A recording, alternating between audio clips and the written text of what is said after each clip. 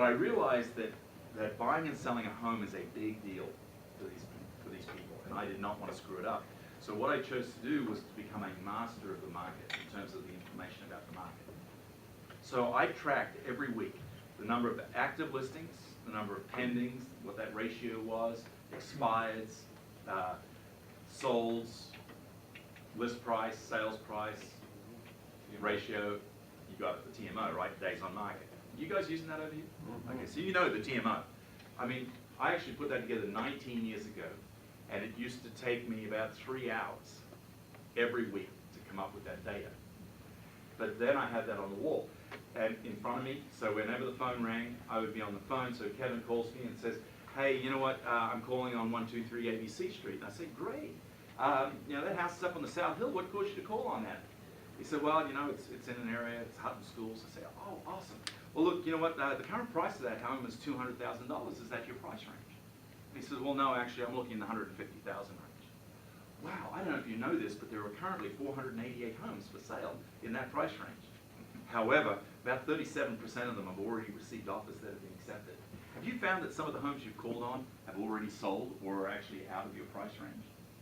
Now, that's a bogus question, right? Because he's already called me on my listing, which is out of his price range.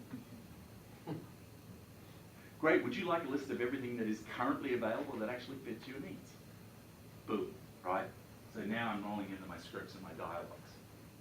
Does that make sense? But now, do you think that I'm communicating that I know what's going on in the market? Absolutely. The TMO, guys, is a massively powerful tool. You can use it for buyers, use it for sellers. So one of the things I would say with a seller, I'd sit down and say, Mr. and Mrs. Seller, here's a snapshot of what's going on in our market right now. As you can see, I've broken it down by price range. Now, the first column is those homes that are currently for sale. That's the bad news, because these homes all represent competition for you. The next column I call the good news column. It's the number of homes that are pending. What this means, these have received offers that have been accepted, and they're on their way to close.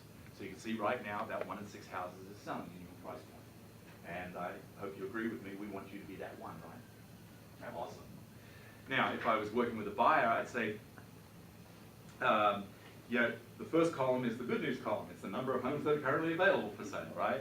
The second column is the bad news column, because these ones have already got offers that have been accepted and are on their way to close. So you can use this data in an amazing number of ways. But as I start to do it over the phone, do you think that they think I'm reading it? No. They think I've got all this in my head, that I'm actually an expert on the market.